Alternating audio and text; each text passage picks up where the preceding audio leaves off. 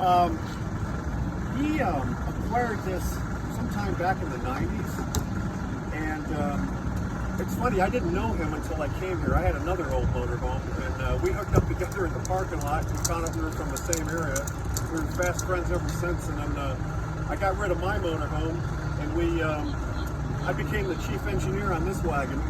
And it's going on 40 years old, so it needs a lot of work. But we get it here every year for both the Daytona 500 and the July race. So were you a big Dale Earnhardt fan? Towards the end, I was. He used to wreck all my drivers, and then after he won the 500 here, he kind of won me over. And he's one of those guys where even after he was gone, I would unconsciously look around the track for the number 3 because he was always such a dominating driver. So you were here in 2001. I was. Where were you? We were down in turn 1. We had the closest motorhome to the apex at turn 1. And I have a picture around somewhere of, I remember the day, Michael Waltrip won the race.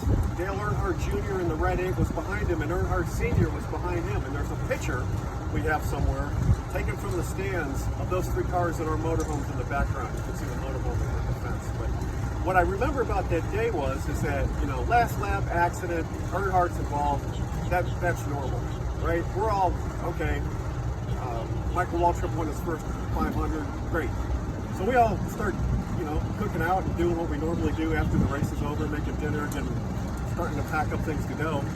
And we had a radio on, local station, and the local guy said, hey, please quit calling the station asking about Dale Earnhardt. He's in the hospital, and we have no more information, and when they're ready to announce something, they'll let you know, which I thought was strange. You go to the hospital, and they give you an update, and nothing happened.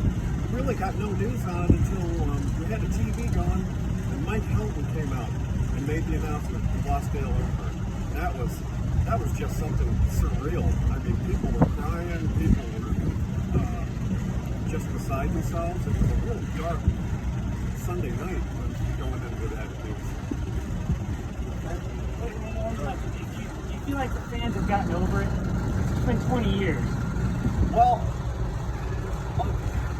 he cast such a huge shadow on the sport, and that was kind of a turning point. If you recall, the tracks used to negotiate their own media, and that was the first year that it was networked like the NFL is. And I think Fox was covering it because Earnhardt drove Terry Bradshaw around in a pace car. They had a ball going into that, and the short answer is no. But I'll tell you something that might make me change my mind. I was in here a year or 2 ago, and a little kid came up to me and pointed at the motorhome, and he goes, "Is that Austin Dillon's motorhome?" And I thought about it for a minute. I said, no, it's not. But good try, because Austin Dillon drives the Richard Childress number 3 now. So maybe that gives you some input as to what the future fans think.